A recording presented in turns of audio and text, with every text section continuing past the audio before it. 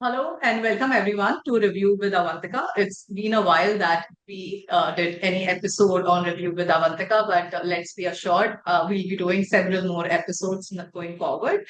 So I am Avantika Kansal, and today we have with us a renowned journalist. Then she's also an author. She has been a blogger, a columnist. She is right now running her own company where she is helping and assisting people in various writing domains.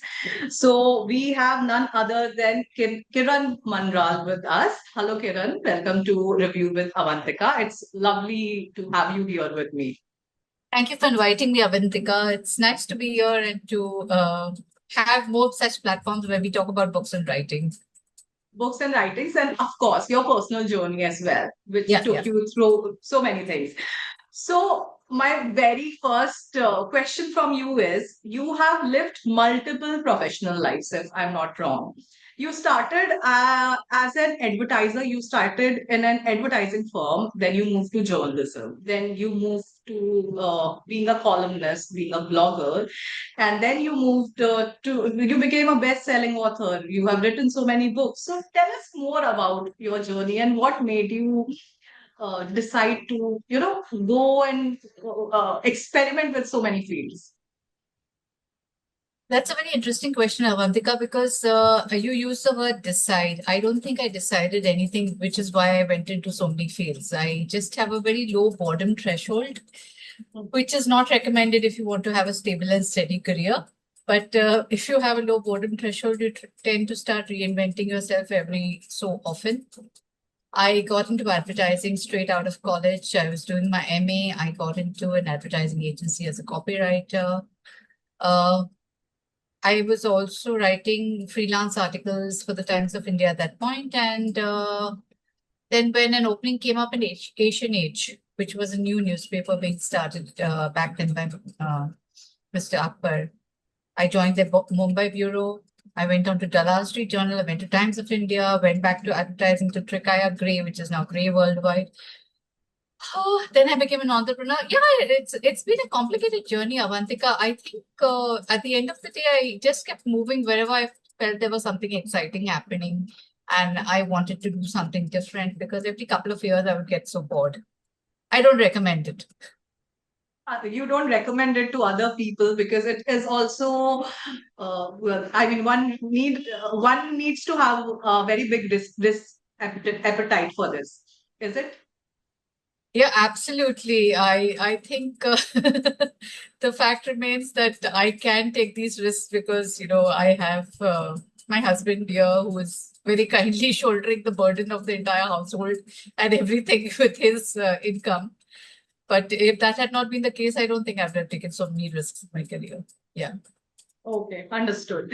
So now take us back to the beginning, to your beginning. So was writing always a dream for you, being a journalist and then going ahead and writing the books, or is it something which you developed over the on your way over the years? Um, when you're a child, you always think you'll write a book if you're a reader as a child. And in some misguided moment, told my mother, I will write a book, I will become an author.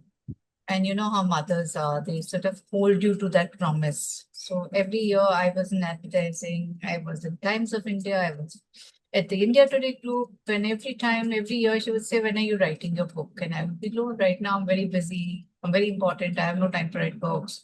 Then I had my baby, and she was like, when are you writing your book? And I'm like, I don't have the time to write my book. Now I'm looking after this baby and every excuse in the world. And then one fine day she said, like, it's your 40th birthday coming up and I could write that book. And I said, damn, I better write it now.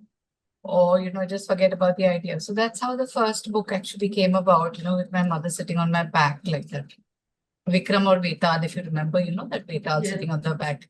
So Yes. my mother sort of pushed me to write the first book, and that was in 2000, December 2011, it was published. And here we are from 19 books down. Yeah, 19 books down and 15 years. So that's been quite, you are publishing more than one book per year. How has that journey been for you? It has not been an easy journey. Let me not pretend it's easy. I think that most people just see the finished product of a book being out and being published and all the glamorous part of the author's life, which is the book launches, the releases, the lit fests, but there's a big grind behind that. And it's a lot of discipline. It's sitting at your desk for so many hours. It's writing your book. It's sending it out. It's taking the rejections when they come in, reworking the books, and like finishing one book and not being stuck on it, but moving on to the next book quickly, working two books simultaneously. So it's a lot of hard work. Let me not kid anybody that it's easy and I just did it. That's the way I think most people like to think of it, that you just sit at the desk and you write and then you publish a book. But no, it's a grind, and be prepared for the grind if you're getting into the business of writing. Right. So I have had privilege of interviewing few other authors earlier last year as well. So they also told me similar experiences. One thing which they also mentioned very specifically, that it's not so easy to find the publisher. So how was your journey when it comes to getting it published? I was very lucky for my first book because the first editor I sent it to liked the book. That was The Reluctant Detective. It was the first book in the Chimera series. I just had the third book out. Yeah, the third book out, the Schoolgate Kidnapping in the series. The fourth and fifth books on their way, hopefully. But she loved the book and she took it on instantly. This was Dikti Talwar from what was then Westland. And I didn't realize the grind that other authors have to go to get their first book out, because it happened so easily for me. The second book gave me trouble. Nobody wanted the second book. So, and at which point I said, maybe I'm a one book wonder and I should, let it be at that and forget about getting published again. But then a small publishing house called Leadstar took it on. It was not a very good experience with Leadstar, but anyway, the second book was out, and then I kept writing and it kept going on. But yes, it is difficult for people to break into the publishing world. And luckily in India, you can still, have a shot if you're not represented by an agent, if your book is good enough, if you've done your homework well, and you know which publishers to target, and your pitch note is good, your book is relatively error-free. All these factors come into place. But which is not to say that I don't want to deter anybody from it. It is a grind, but the rewards are sweet. So just go ahead with it. So, Kiran, coming back to your journey, say you were a journalist, so more of a fact-based business. Then you went on to becoming a columnist and then an author, which is more fiction related. Now, these are two worlds to get similar in terms of writing and researching, but however, little polarized in the sense that one is highly fact based, another one demands you to be little fictional, considering your domain has been fictional books. So how two different personalities came together for this? So fiction also has to be believable, Avantika. When your reader is reading the fiction, they have to be able to believe it, that it's rooted in some fact. Even if you're talking about science fiction, which is, some 200,000 years into the future or whatever, there has to be plausibility in everything. Therefore, your facts in your fiction also have to be accurate, right? If you're writing about a certain period in time, you have to have your research in place. You can't, say that she took a photograph of him and at that point the cameras weren't even invented. Not things like that. Small things, small details, they will show. So research, I think, is the key thing holding both factual writing, journalistic writing, and fictional writing together as a storytelling. you are at the end of the day telling a story, whether you're telling a fact-based story in journalism or whether you're telling a fictional story, which is a product of your imagination through your fiction. So your storytelling skills and your research. I think these are the two main things that hold any, sort of are the bridge to both these. So with journalism, I learned to be very, very detailed with my research and to have all my facts in place before I put down anything and to get to the nub of the matter,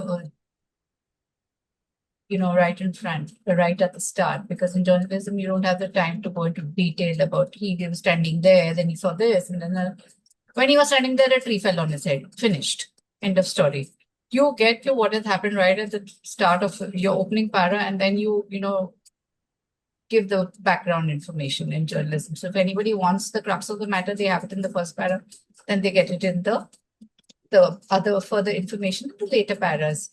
I think this ability to be able to distill information and to put it down in a way that hooks a reader has helped me in writing the fiction as well, because then you know exactly how to pace your narrative, you know how to get it going and where to stop, where to pick it up, because everything is pacing at the end of the day. So there's a lot of overlap between the two. It isn't very disparate, so to say. Only fiction allows you to, play around, and facts, you have to stick with the facts. You can't play around with the facts. Yeah, right. Great. So, maybe every writer has a moment of self-doubt. Was there any manuscript of yours where you felt like that? That maybe, Every Yeah, each and every one. Yeah, every manuscript. I think if you don't doubt your manuscript, I don't dare read my books again after they're published. The really, print why? copy, I will never read a print copy again because I will hate it. And I will think I could have done this better, and I will spot a mistake and I will agonize over it. So I don't want to read it. Once it's out there, it's out there. I may read, little chunks and pieces during reading. So, whatever, book club meetings. So people ask you to read an excerpt. So I'll read little excerpts, but I will not read the book in totality again because I'm too terrified of hating what I've written. So with every manuscript, there is that doubt. And if you don't have that doubt, then you're not growing. If you think, oh, I've written a wonderful book, this is a fabulous book, I can't top this book, done, you're finished. You will not improve your craft.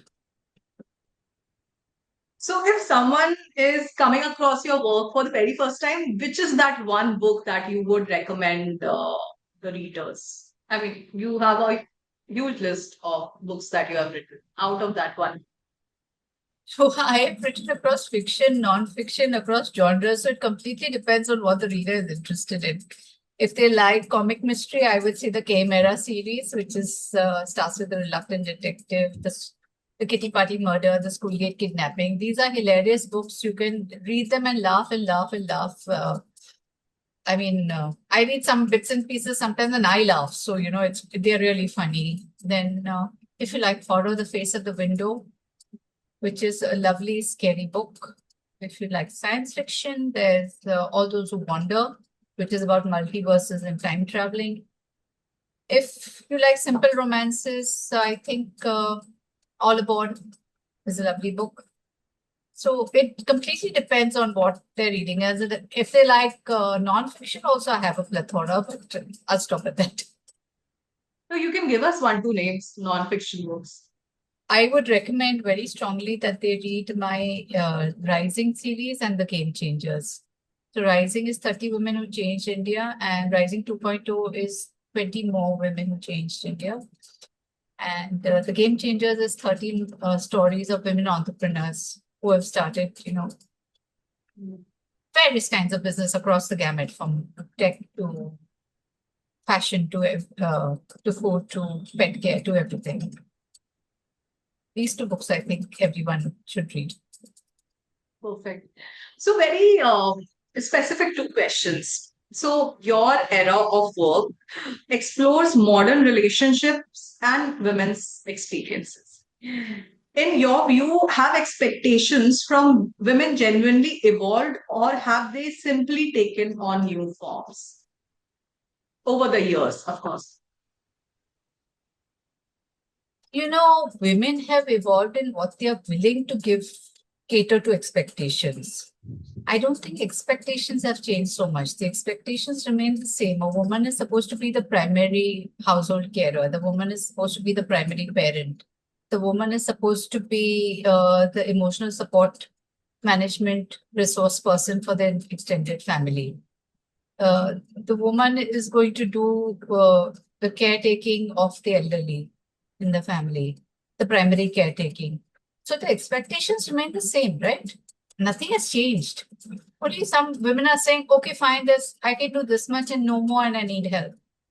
And women are, I mean, because women also now have as demanding careers as men do, women are saying that I need help with this, and you have to pull your weight. So that is a shift that I think at least the generation of men, that is my husband and the generation just after him, are finding it hard to come to terms with. But I think the next generation, which is Gen Z, is pretty cool about it.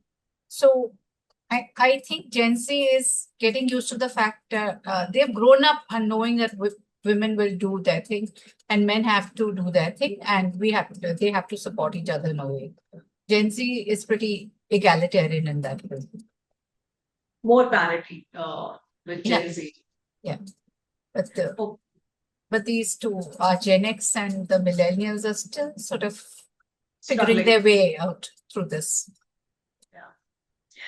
Also, you have spoken very vocally about mental health. Now, mental health is a topic which is very debatable. A lot of people still consider it a taboo, which is people don't speak about it. And that I'm talking about in terms of regular life, in day to day life. And then there is one strata of the society which is okay, which is understanding that okay, this is an issue, it needs to be treated. So you have spoken a lot about it. So how do you see it in terms of society? I actually wrote an entire book called Missing Presumed Dead about a woman with the mental health issues. And I think my most satisfying moment was when many people who had read the book asked me if there was somebody in my family or somebody I knew closely who had these issues, because it was just research based. But I feel very strongly about the fact that mental health is something that should not be skirted around, but it should not be something that is, glorified for no reason. What I see happening now is definitely there's a lot more awareness about mental health, Avantika. But there is a lot more of using mental health issues as a crutch for various things.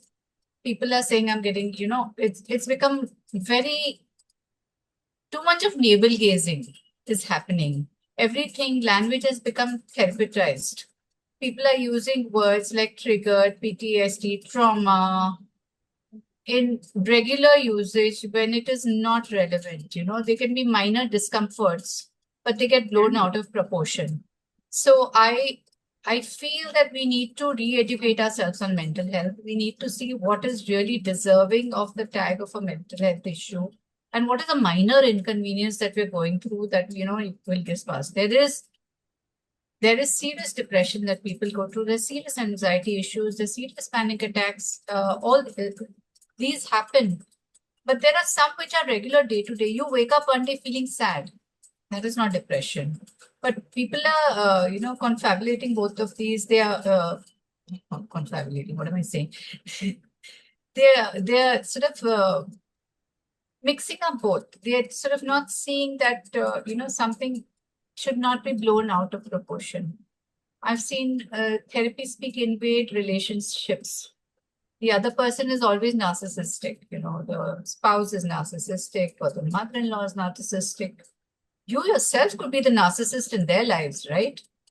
So I I I think a lot more empathy and a lot more understanding needs to come back into the mental health space, not to deny people awareness about mental health, but to know what is really deserving of what attention and to give it the appropriate amount of attention and not to build it up so much that it overtakes all other aspects of your life. I don't want people being fragile, so fragile, emotionally fragile that they disintegrate at every little discomfort or inconvenience.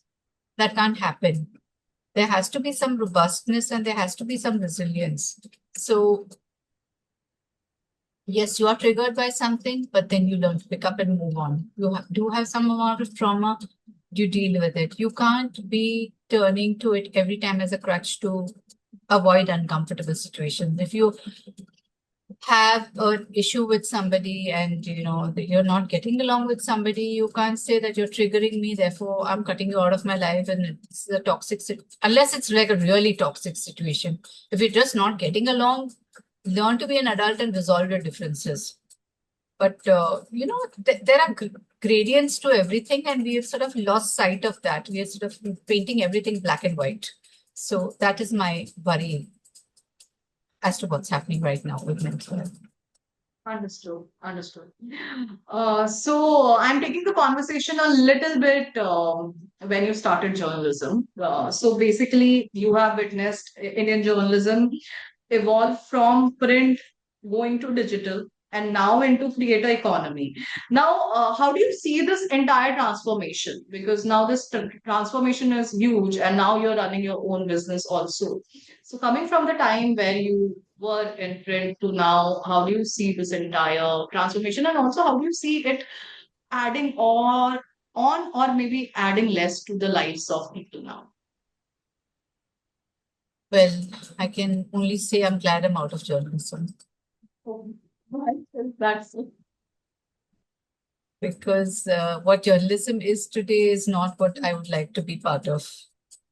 So it's Okay. As of okay, yeah. yeah. So I mean, I know we look at the television channels, we see what is happening, the screaming, shouting. There's no real reporting happening. They're all stupid debates every single day. I don't think I've watched a television news channel for years now.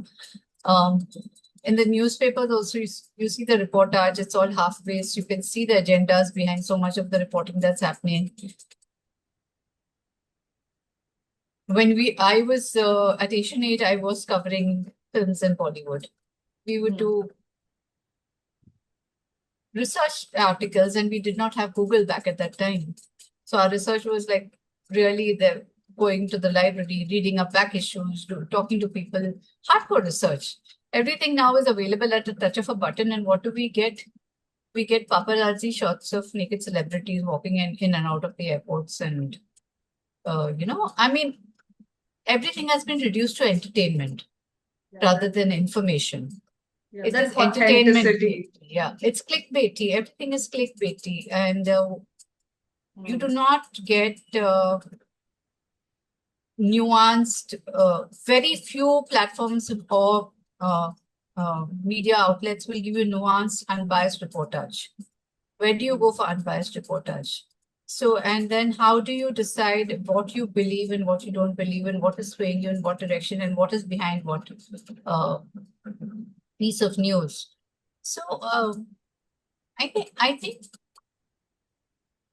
with what news and reporting and journalism has become today, it is up to the readers or the consumers of this journalism to demand better journalism. We don't. We just take what is being given to us and we swallow it blindly. This is as bad as the age of Doordarshan, where we just took what the government channel gave us and we swallowed that blindly. Now we're getting rubbish being fed to us by channels and we don't even question that. We just swallow that blindly. We are getting polarized. We're getting biased news. We're just taking it. We're not even questioning anything. So I think if this is the way we are, then we deserve what we get.